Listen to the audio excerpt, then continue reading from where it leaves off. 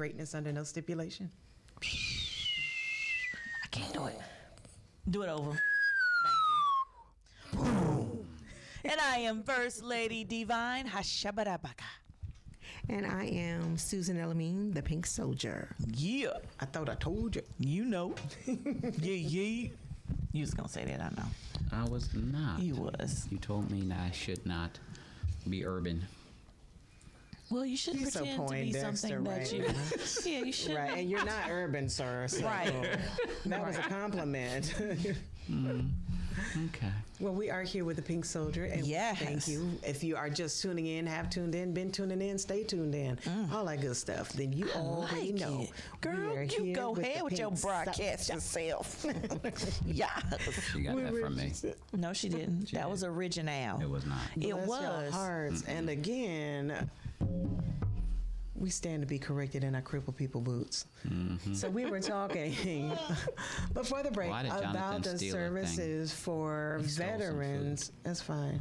Why are you talking about our engineer that nobody can see nor hear? He works for food. He works for Okay. food. How much food is he gonna eat though? Shh. We're trying to introduce a pink. Can you let her do her thing? Thank you. Sure. Continue, Guns. You understand that he's not a veteran, therefore he has distanced himself from the conversation by talking about food. That's what we do. We distance I still ourselves got from stuff. PTSD. From what? Your Sambuca spider bite? Exactly. And again, anyway, PTSD. That's right.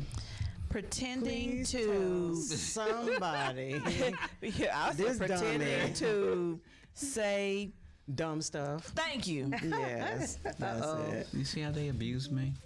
But she got a counseling program for you. She'll sign you up afterwards. I got you. Thank you so much. I have a comfortable couch too. It's very Oh, comfortable. There you I go. appreciate that. Yeah. And somebody Right. who cares. Refrigerator with drinks and everything. Okay. I might need to come counsel, right? Yeah. Right. They be like, Tequila! wait. They be like, why you bring a suitcase to counseling? It's just 1 hour. You done moved in. Give me that worm. Anyway, we were talking about your counseling program and the opportunities and, the challenges, the difference between civilians, their needs Right, and right. veterans theirs.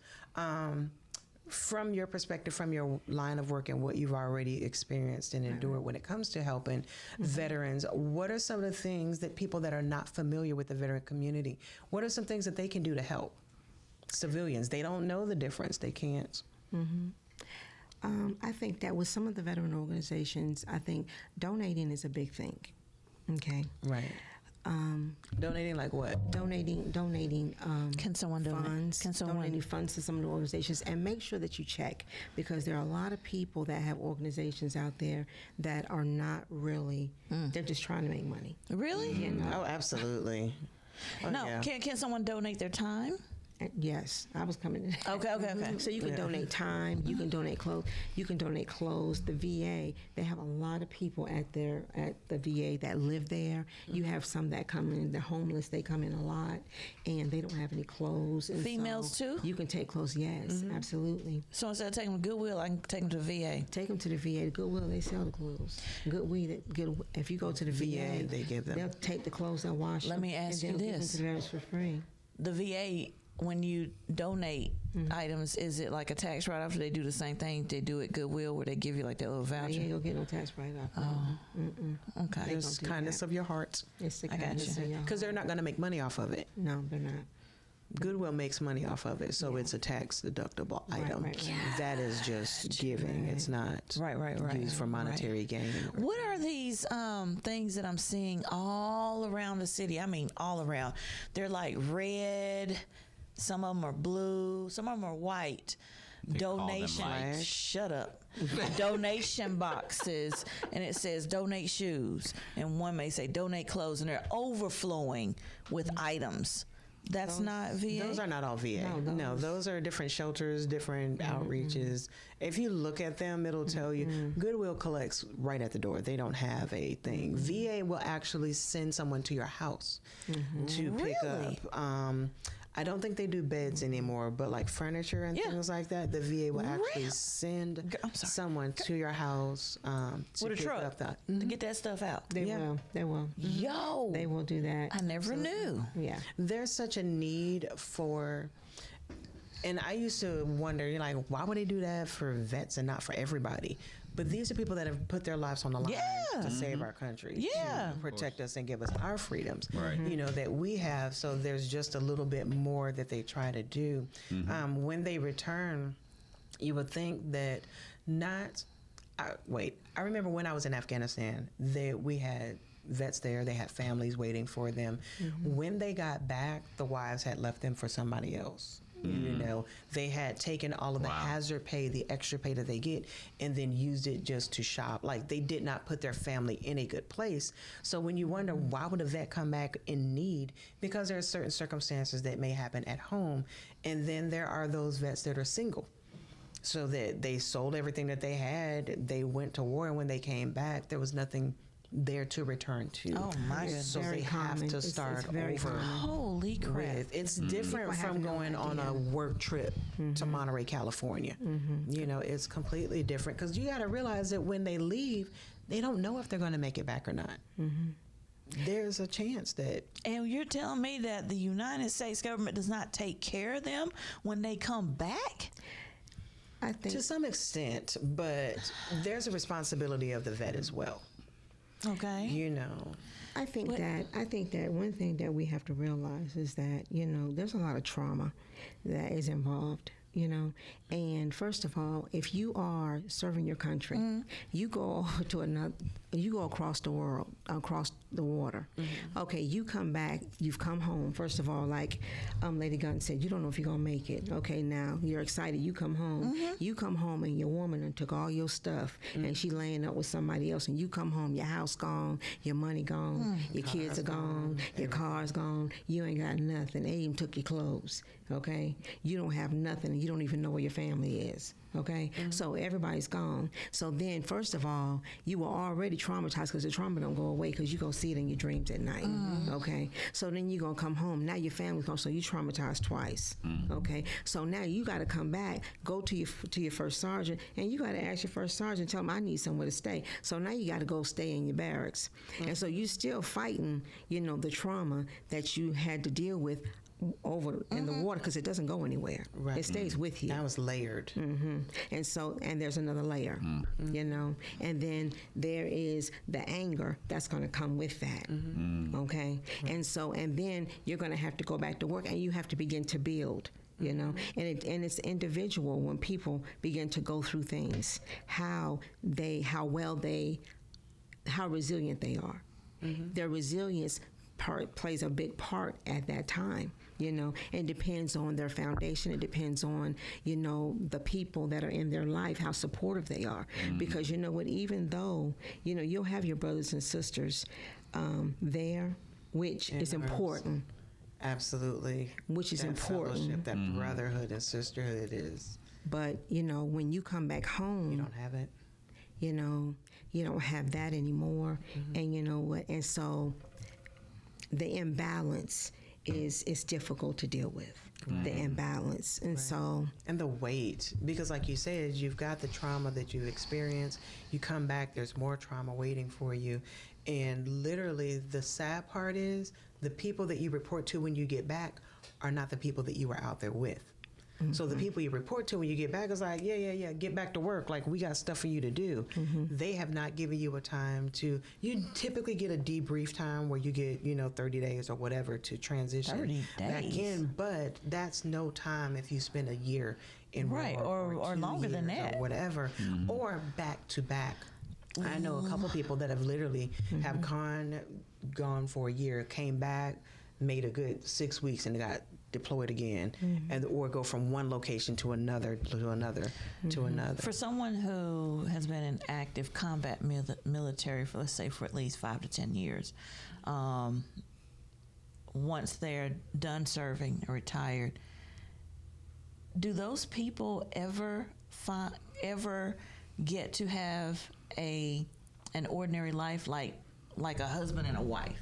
So if it's female, she goes over, she's lucky to survive, but she has all this trauma. Is she one that would be able to get married, find love, really find some type of peace? Or is it just those type of people you should just right off from a perspective of love, marriage, a family, whatever. That's what makes us different.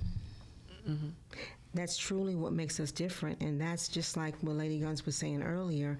And people, they don't understand that, and that's why it's necessary that we have something like the VA, and that we have providers, and that we have counselors and stuff like that they understand veterans, and that we understand one another. Right. So my question still is. My question still is: Do those type of veterans, are they able to establish a Normal life. Thank you. You're not normal anymore. Once you go to basic training, you're never normal. Because you know what? All veterans, the one thing we have in common is that we're all trained to kill. Understand that? So you're always All gonna be trying to soldiers are kill. trained to kill. So it's highly killing is not something that's normal.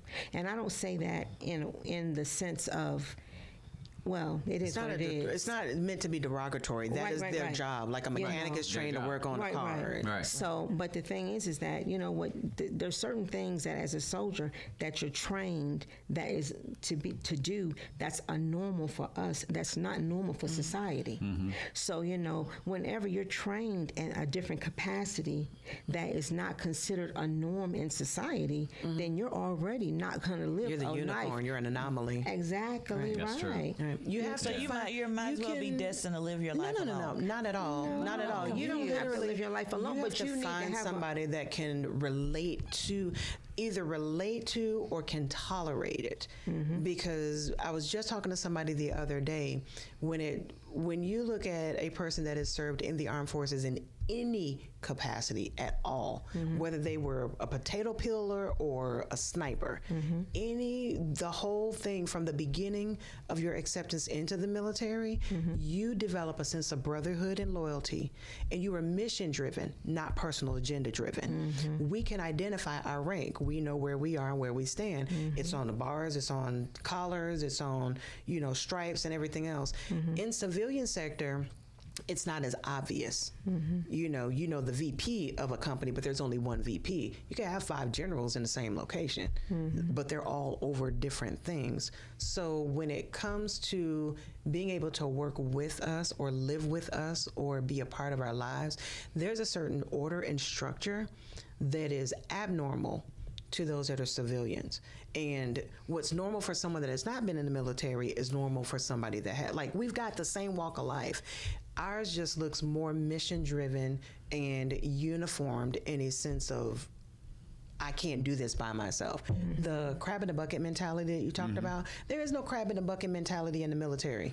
Literally, it's private, first E1, E2, there's a pecking order. Exactly. So there's no pulling you up or down, because if you don't pass your PT test, we're all, we have to go equivalency. We have to go through exams. We have to go to determine whether we make it or not. So I couldn't be in the military and pull you down. It's not going to get me a bigger rank faster, because I still have the same order and structure. So It's the same. people that come back home They can. possibly, Absolutely. as long as, like you said, they find somebody who is able to Understand to or relate tolerate. to or tolerate them. And I think that's with anything. There are people that don't go to the military, but yet they have some type of mental disorder. Does that mean they can never find love or get married? No. You just have to find that special person that can relate to and you. tolerate. There are people that have physical disorders. Just like right. you come back from the military and there may be an amputee or something. You have people that have never been to war but have physical ailments. Does that mean they can never find love? No. They just have to find a special person that's willing to take care of them. Point well taken.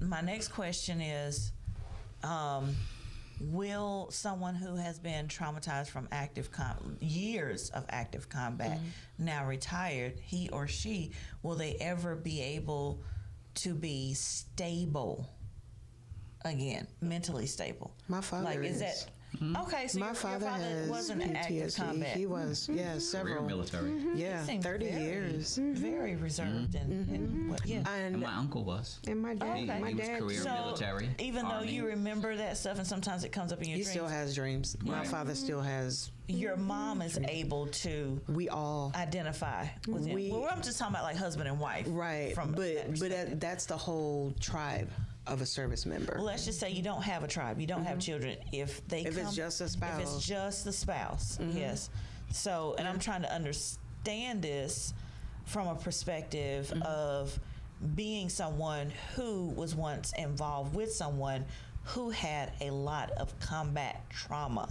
You in their came in lives. at the end, though. The difference between my parents is my mother walked the entire military career with my father. So it has always been a way of life from high school see on up. this. We were born in it. We still live in So it. they're We're the still a part of exception it. when it comes to most people who have been traumatized by combat, because most people don't have someone that they've been able to come through year after year after year after year with them in that life. I would say it's a special trait that you just have to have. Like literally. Yeah. I don't even. Really? I What do you even think think, when Pink people Soldier? come back and do that. I would say that my dad was in for 23 years. Okay. And he retired, and then he worked civil service 20 years. And my dad, he did okay. And but he had his problems. He was still hollering at night when it was in high school. And my mom, she would wake up. I can hear my mom trying to talk to my dad and tell him, Sam. Try to calm him down. But I mean, he was able to live a successful life, and so, it just depends, but, my mom, they had their arguments and their ups and downs and different things like a regular couple. Yeah. However, but the thing is that it's a matter of how dedicated you are to the marriage, just like any marriage. Absolutely, Marriages are to the work. person. Relationships are work, and it's what you get in, what you put out. Right. You get out what you put in, and that's exactly, what they did. My parents were married for over 50 years. Wow. Before they left, Wow. left this earth, so. That's beautiful. And I was thankful to have both my parents, because so many people now weren't raised by both their parents, Right. So now it's a fluke now. People, they have both their parents. They're Like what? yeah. And anytime I hear somebody say they've been married more than 10, 20 years, I'm like, Right. dang. More than 2 years. Right. Like, here, let's have a party. Yeah. Pink Soldier, do you think that being raised in a military environment set you, they talk about white privilege.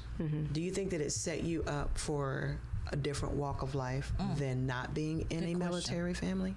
Oh, absolutely. And what does that look like? Well, because I was born abroad. I was born in Germany, and I lived in Germany. I lived in Germany twice. Okay, let's do this. No man. Does Trump know this? Right.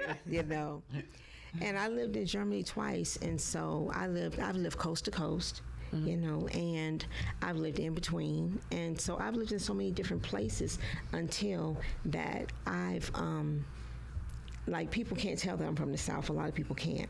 People ask me if I'm from New York. I used to live in New York, and Really? I did. But the thing is that from living in the West Coast, I got to learn a different personality, a different culture. Right. I got to understand a different lifestyle. And whenever you're able to live in different environments like that, and you gain an understanding, then you can understand people, A respect for others. and you can have a That's true. respect for others. Yeah. And so, therefore, for me, made it easier for me to adjust in life. And a lot of people, they don't have that ability to adjust well. And so I think that being a military brat, it did that for me and my siblings, because we can go anywhere and we can adjust. I can go anywhere and have a conversation with someone and feel completely comfortable to have that conversation in any environment.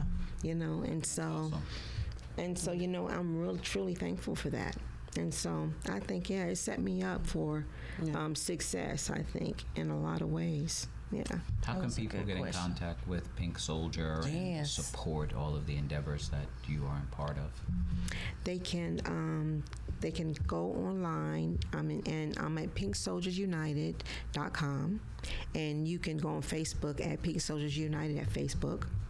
And also, my number, if anybody wanted to ever call, is 910-257-7191.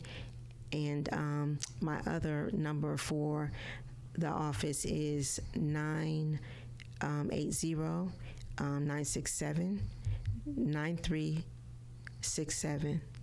You sure? Yeah. Okay. Yeah. Final answer. Right. Are you on Instagram? I'm not on Instagram yet. I'm not on gonna work Instagram on that. yet. Yeah, we're gonna work. We'll work on that. But we certainly commend you for what you do and having a heart and a passion for a thing. It's important that people recognize that there are causes in this world, and the minute we're able to align ourselves with a cause and devote time, energy, resources to that cause, it makes this world a better place. Yeah. So thank you for doing that. Thank you. And Thank making you this world a better place for all of us. Thank you so much. Thank you for having me. Thank you for Absolutely. having me. My sister, Vic. Family, you have been tuned in to the Profit and Growth Hour here on WDRB Media. The voice of the community. We had such a mellow broadcast, and all of a sudden, the voice of the community. Thank you. Yeah, That thank you was for having awesome. me. Thank you. Very good. Thank you for having me. So, get my little information. If you are interested in talking to the Family Life Center, like getting all your stuff together, let me know when you're ready. I will be happy to make the introduction for you. Okay.